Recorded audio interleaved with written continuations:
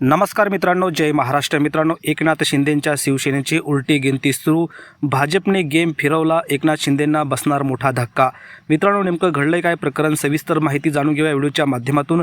त्या अगोदर तुम्ही जर आपलं चॅनल सबस्क्राईब केलं नसेल तर चॅनलला नक्की सबस्क्राईब करून बेल आयकॉनला प्रेस करा.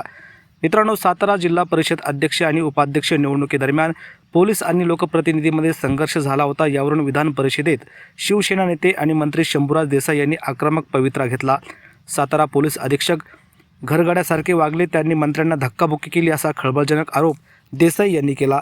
यानंतर उपसभापती नीलम गोरे यांनी पोलीस अधीक्षक तुषार दोशी यांच्यावर निलंबनाचे आदेश दिले आहे.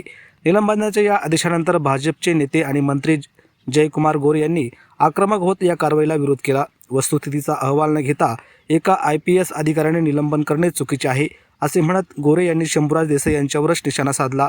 सत्तेतील दोन प्रमुख पक्षांचे मंत्री सभागृहात एकमेकाशी भिडल्याने राजकीय वातावरण चांगले तापले आहे. विधानसभेतही या प्रकरणाचे प्रसाद उमटले. उपमुख्यमंत्री एकनाथ शिंदे यांनी साताऱ्यातील घटनेबाबत भाष्य केले. आपण जिल्ह्याच्या पोलीस अधीक्षकासोबत चर्चा केली होती. कोणताही सदस्य मतदानापासून वंचित राहणार नसल्याचे सांगितले होते.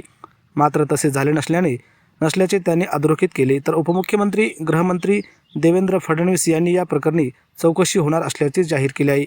यानंतर एकनाथ शिंदे यांनी तातडीने शिवसेना शिंदे गटाचे आमदार मंत्र्यांची बैठक बोलावली. या बैठकीत साताऱ्यात झालेल्या प्रकरणावरून उपस्थितांनी नाराजी व्यक्त केली.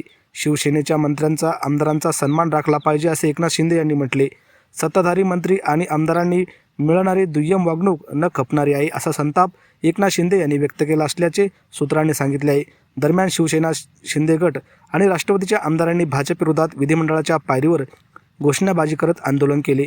तर मित्रांनो, यावर तुम्हाला काय वाटतं, तुमच्या प्रतिक्रिया कमेंट बॉक्समध्ये नक्की व्यक्त करा. धन्यवाद. जय महाराष्ट्र.